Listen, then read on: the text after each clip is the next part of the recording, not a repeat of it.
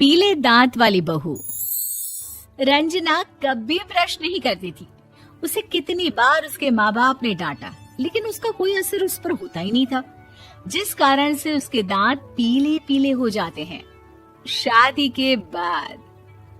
अरे बहू, वैसे तो तुझ में कोई कमी नहीं है, पर तेरे दांत इतने पीले कैसे हैं बेटा? कैसे मतलब? कोई सर्जरी थोड़ी ना कराई है।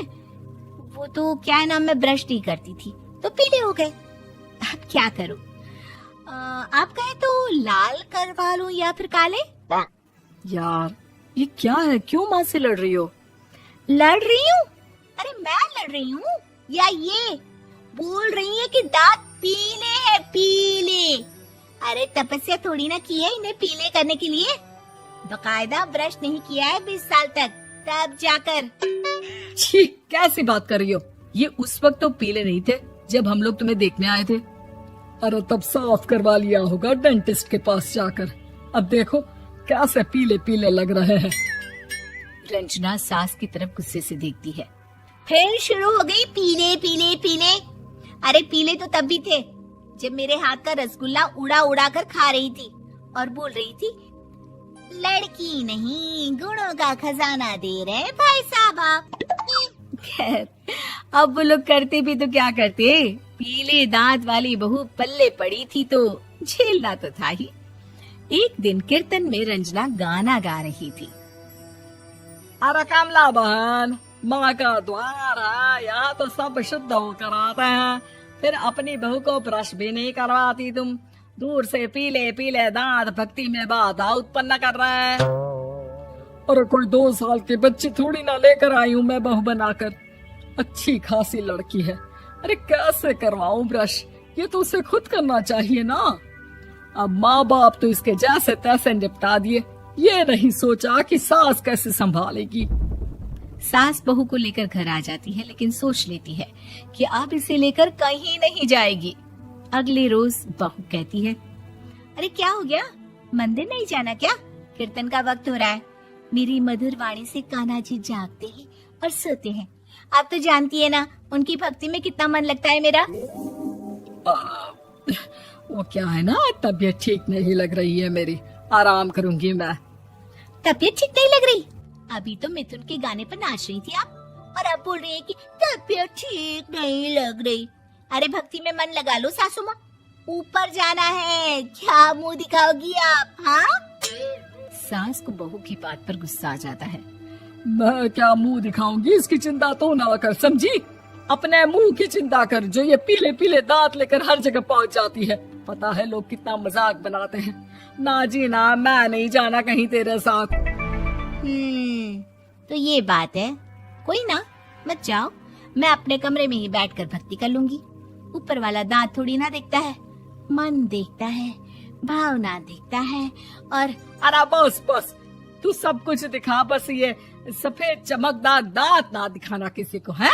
जा यहाँ से। बहू को सास की बात का कोई फर्क नहीं पड़ता, वो तो जैसी थी वैसी ही रह जाती है।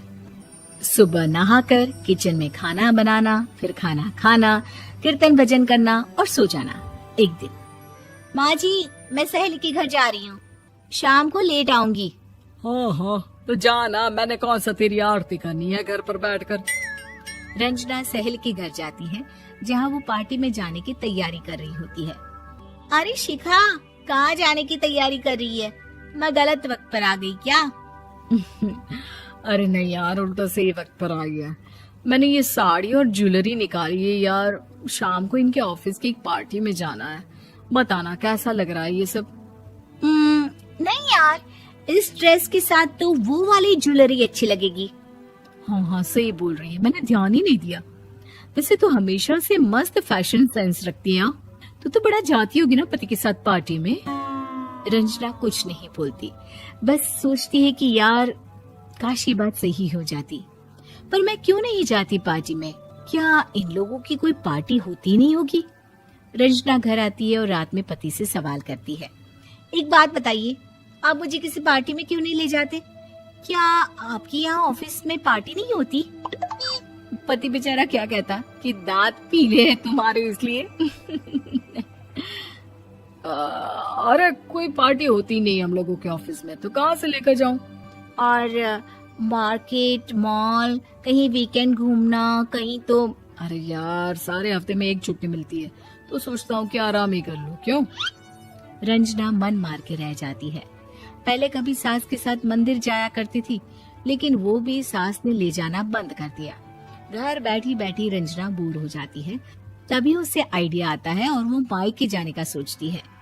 सासू माँ, 2 दिनों के लिए मम्मी के घर जा रही हूँ। अच्छा ठीक है, आराम से जा।